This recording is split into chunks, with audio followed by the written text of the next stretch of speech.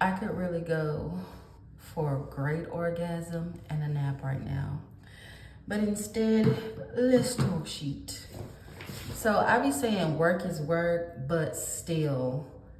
So at my new part-time job, I have someone else who can't seem to have any spatial awareness or keep their hands and body parts to themselves. Like no matter how much space they have or how far apart from each other, they eventually find a way to have their elbows, hands, hair, hips on me for no reason.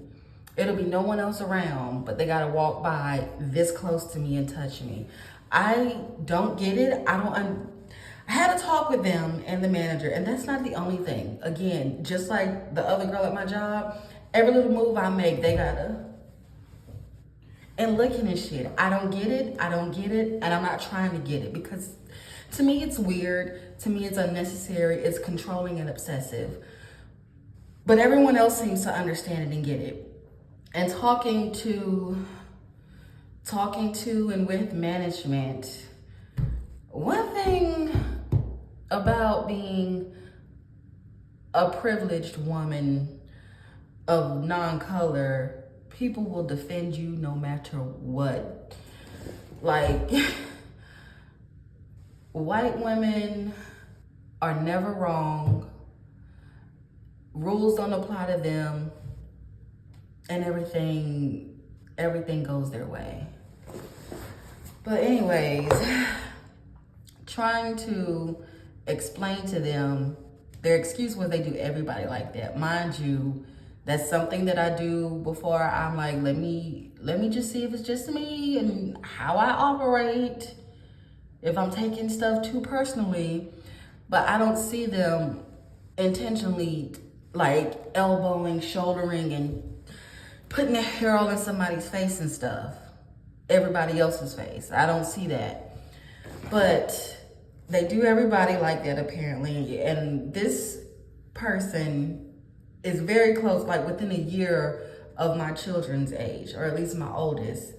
And I explain, you know, I have children your age at home, so I'm going off of that. And they're like, well, I'm not at home with my mama. I have a child of my own. Like, they were on the defense instead of at least listening, and they never apologize, ever. Even if they blatantly do something wrong. Ha ha ha is what you get, but never an apology.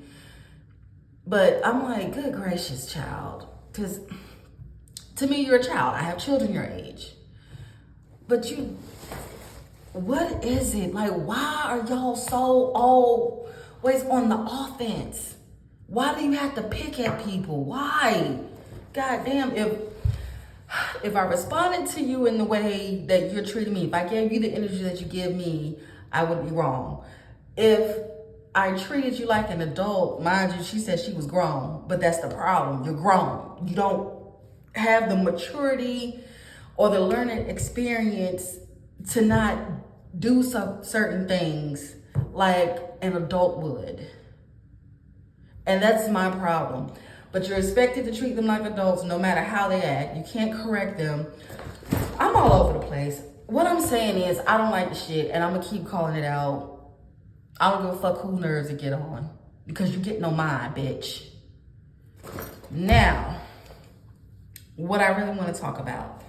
So I went and applied for a home today.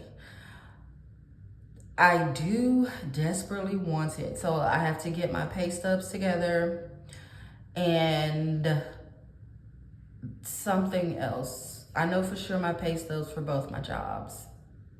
They didn't ask for any of my documents, which was odd. Oh, and I'm gonna let them know that before I was subleasing with a roommate for 5 years, before that I had my own spot for 10 years.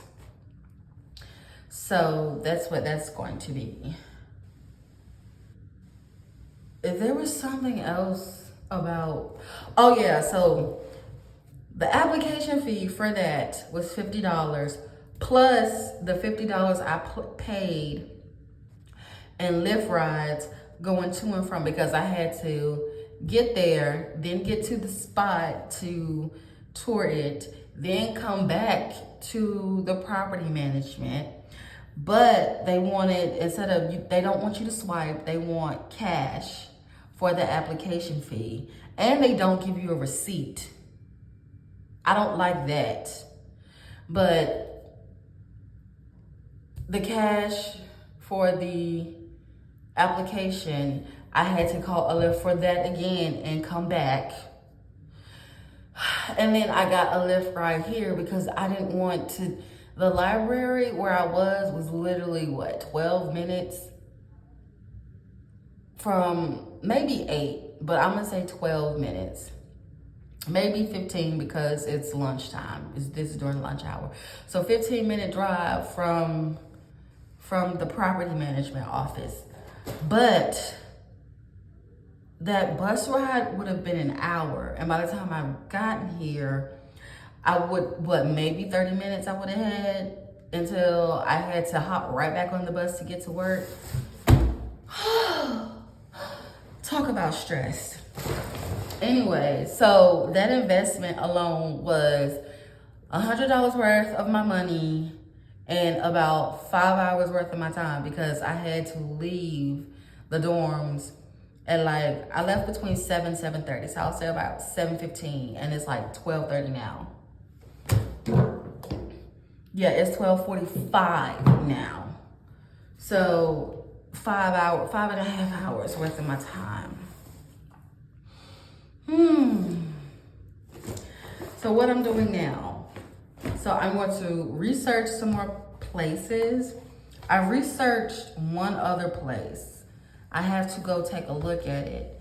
But my schedule for the rest of this week, I work tonight, I work tomorrow morning. I do have tomorrow night off, but I work doubles Saturday and Sunday.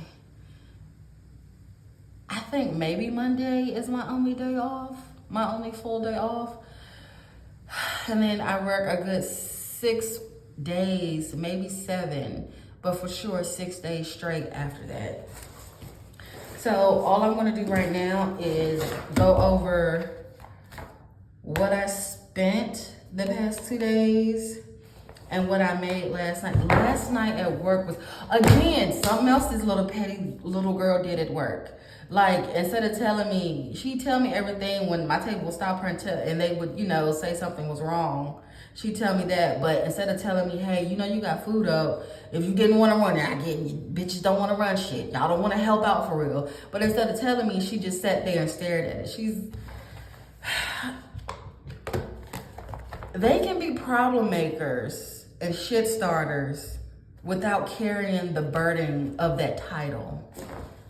Child, but no matter how mature I act, no matter how calmly I speak, no matter with how much tact I address things, I'm the problem. I'm the issue. I'm the drama. Man, fuck everything and fuck everybody. I've been saying that for a while. Let me get off of my pissy horse, get my mind right so I can get this stuff done. I just came to complain for about 5-10 minutes.